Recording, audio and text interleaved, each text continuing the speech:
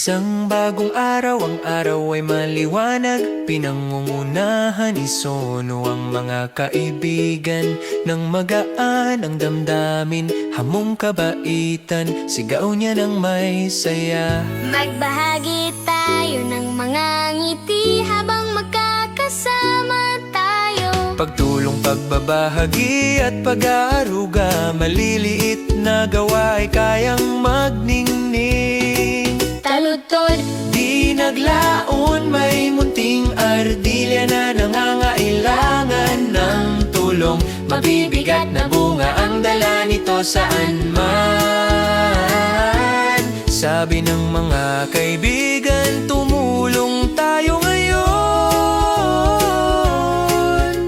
Sabay-sabay silang kumilos sa daan. isang munting pagong ang tumatawid sa kalsada. Mabagal na naglalakad na may mabigat na dala. Huminto ang mga kaibigan at gumabay sa daan. Kabaitan ay lumalago araw-araw. Isang kuneho ang nakaupo, malungkot at tahimik. Nahulog ang sorbetes niya sa daan ng tanghali. Si Milo ay nagdala ng bago at masarap. Ngayon ang kuneho ay muling nakangiti. Sa may fountain, may ibon na di makaabot. Malapit ang tubig, ngunit di maabot. Naglagay si Sona ng maliit na bato. Ngayon ang ibon ay nakakainom na mag-isa.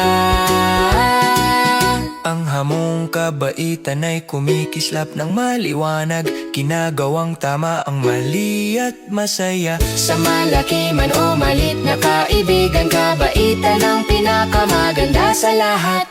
Oh, hamong kabaitan, halika't sumama. Mga pusong matulungin, ang mundo'y pinatatatag. Maliliit na mabubuting gawa, saan man ipinapakita sa mundo ang ating pagmamalasakit.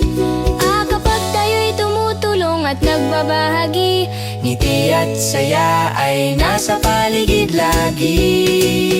Magbahagi ng ngiti at tumulong sa iba, saya ay kakalat sa buong mundo. Habang ang paglubog ng araw ay nagbibigay kulay sa langit, mga kaibigan ay kumakaway at nagpapaalam.